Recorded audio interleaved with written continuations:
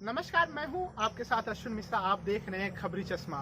आज मैं आपको एक ऐसे विद्यालय की सैर कराते हैं जहां शिक्षा के साथ साथ कैसे भारतीय संस्कृति को सीखा जा सकता है, कैसे हम अपने आसपास के प्रकृति से प्रेम कर सकते हैं, कैसे जड़ी बूटियों के बीच में भी शिक्षा रह सकते हैं, कैसे हम जानवरों को पाल सकते हैं अपने परिवार की सदस्य की तरह। सबसे मज़ेदार विद्यालय इसलिए मैं कह सकता हूँ, इसमें बच्चे क्लास 3 से आते हैं पढ़ने और यहाँ इंटरमीडिएट तक पढ़ते हैं। रोचक इसलिए कि यहाँ आपको ऐसी कोई जड़ी बूटी नहीं होगी जो इस प्रांगण में न मिले, और उससे बड़ी बात है कि यहाँ बच्चों को हॉस्टल की भी व्यवस्था है, साथ में उनको यहाँ शुद्ध गाय का दूध भी मिलता है। गाय का दूध इसलिए बात करते हैं क्योंकि भारत में गाय को एक माता की तरह पूजा जाता है। आज इस ऐसे ही एक विद्यालय की मैं सैर कराऊंगा।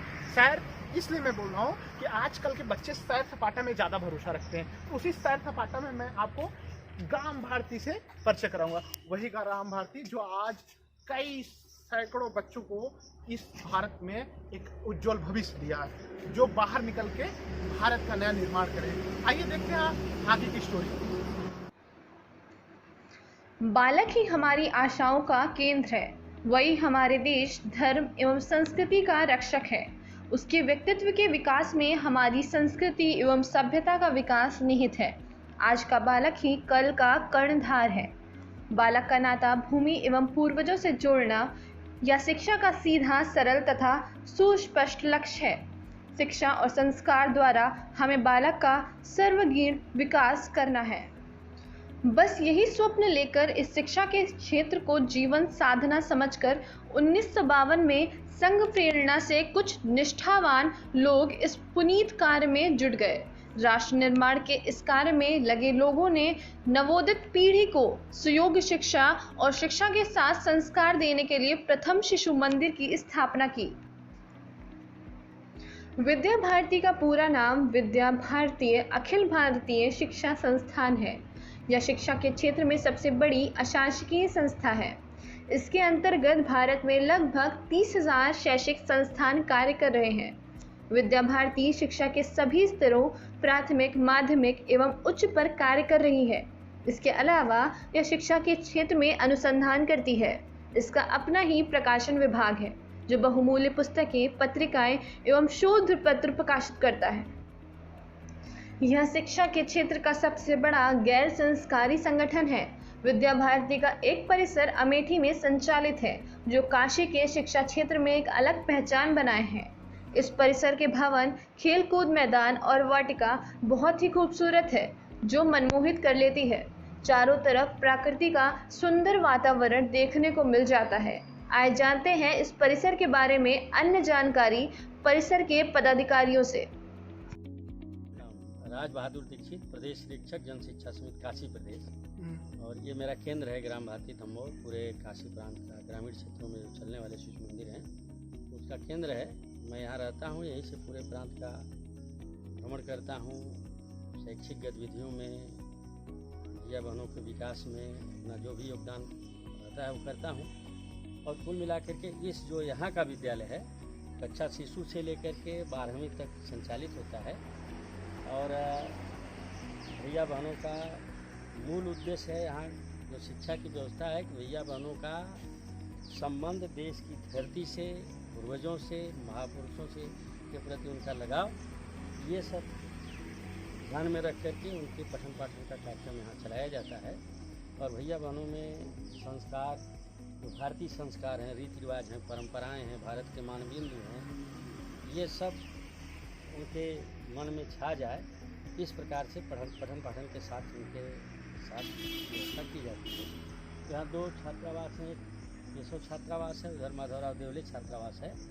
केशव छात्रावास में छोटे बच्चे रहते हैं वर्ग आयु के हिसाब से, कक्षा 3 से लेकर 8वीं तक की। और माधवराव देवले छात्रावास में 9वीं, 10वीं, 11वीं, 12वीं के बच्चे रहते हैं। और उनके लिए संपूर्ण प्रकार की व्यवस्थाएं, जहाँ तक प्रयास किया जाता है कि जैविक खेती से उत्पन्न इस अपनी भूमि से गेहूँ है, चावल है और सब्जी है।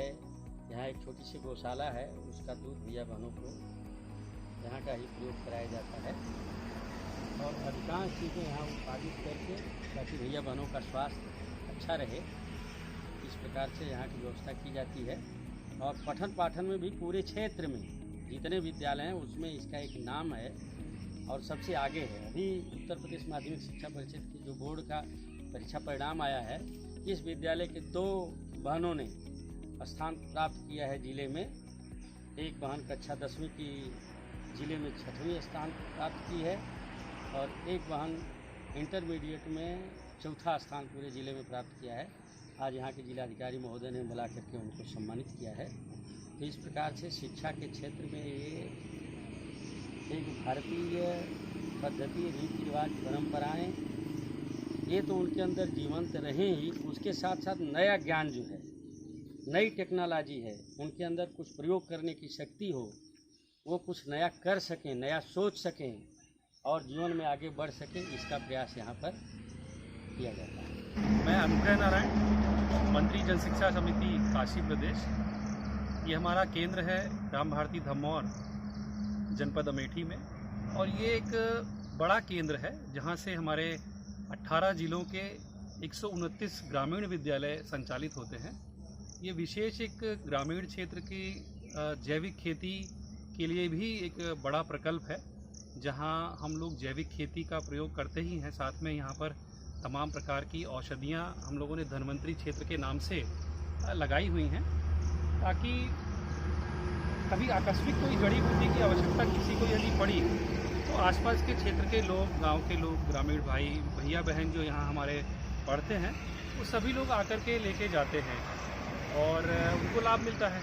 साथ ही हमारे यहाँ तमाम प्रकार की जो खाद हैं, हमारे यहाँ गौशाला है, तो गौमूत्र से जो रसायन हम लोग तैयार करते हैं, जो खेती में इस्तेमाल करते हैं, ऐसी तमाम चीज़ों का हम लोग यहाँ प्रयोग करते हैं।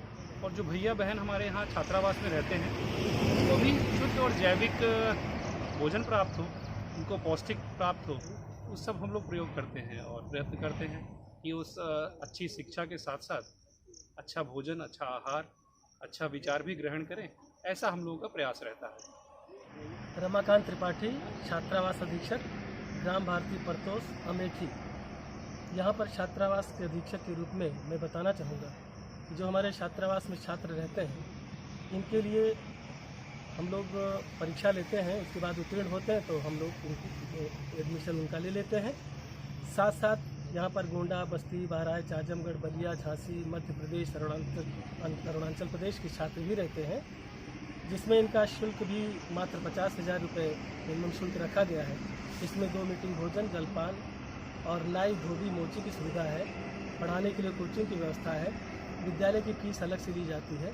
बाकी आप देख रहे हैं कि यहाँ का वातावरण शुद्ध वातावरण, प्राकृतिक वातावरण इससे आच्छादित है, सब दूर से ही दिखाई दे रहा है। कोई भी यहाँ आदमी आएगा तो निश्चित रूप से दिखाई देता है। उससे सबसे हमारे छात्र यहाँ पर जुड़े रहें, प्रकृति से दूर न जाए, इसलिए उनसे भी कुछ न कुछ जानकारी दिया जाता है। धन्यवाद। मैं ओंकार नाथ शुक्ला, यहाँ जो हमारा शिशु मंदिर है ग्रामीण शिक्षा का, उसका मैं शिशु मंदिर विद्यालय जो बच्चे पढ़ने आते हैं उसका प्रबंधक हूँ। प्रकार की शिक्षा दी जाती है कि बड़े होने पर अपने माता पिताओं की सेवा करें, अपने माता अपने संबंधियों से अलग न हो। वो बच्चे आते हैं, उनको अच्छा अच्छा ज्ञान दिया जाता है।